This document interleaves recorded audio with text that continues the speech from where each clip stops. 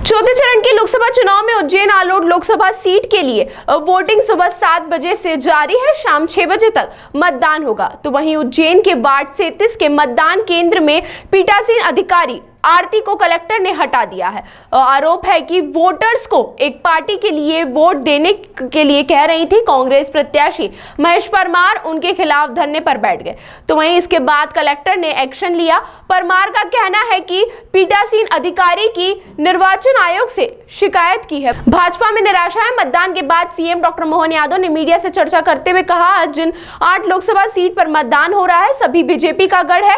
आगे के प्लान पर उन्होंने कहा, एमपी के 4 चरण आज पूरे हो रहे हैं, लेकिन लोकसभा चुनाव देश भर में 7 चरणों में पूरा होगा। मुझे पार्टी जहां जहां बुला रही है मैं वहां जाऊंगा। वहीं उज्जैन आलोट सीट पर मुख्य मुकाबला भाजपा प्रत्याशी व मौजूदा सांसद अनिल फिरोजिया और कांग्रेस के प्रत्याशी व मौजूदा तराना विधायक महेश परमार के बीच है। मतदान शुरू होने से पहले ही पोलिंग बूथ पर कतारें लग गई। उधर भारत माता मंदिर पर बच्चों ने मलखंब के जरिए मतदान का आह्वान किया।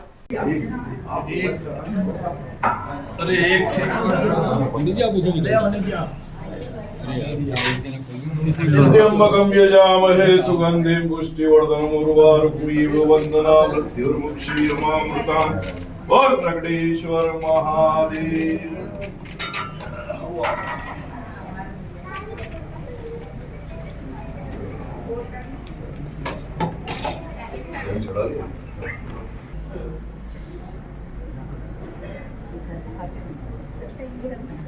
हट जाओ यार, आप तो हट जाओ यार,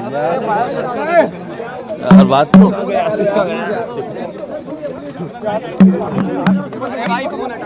बात की प्रसन्नता है कि आज हम अपने, अरे आप तो हट जाओ भैया, वो तो हो गया आपका। आ जाओ यार, मेरे साथ आईटी लगा देंगे यार।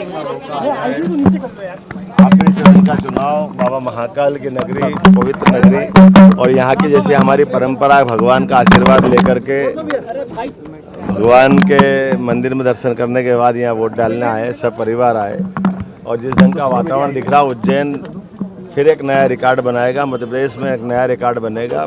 मोदी में माहौल है, सारी की सारी सीटें भाजपा जीतेगी। सर, उज्जैन के लोकल चुनाव होने के नाते एक बड़ी जिम्मेदारी के यहाँ पर मतदान प्रतिशत बढ़े।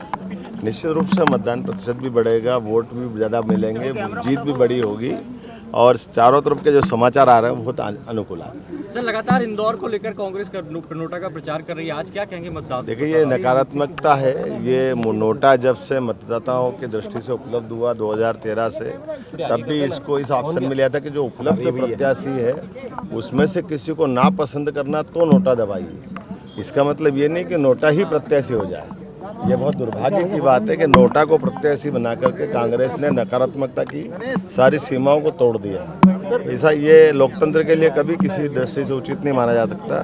दुनिया में जहाँ भी नोटा है, उस नोटा को इस ढंग से कोई प्रचारित नहीं करता है। सर, ये चुनाव जो है वो सनातन और सनातन के विरोधी इस बीच है। निश्चित तौर पे ये चुनाव एक तरफ तनातनी मची हुई और हम एक सनातनी अपना अपना काम कर रहे हैं। तनातनी उनके लिए जो देवी देवताओं भरोसा नहीं करते।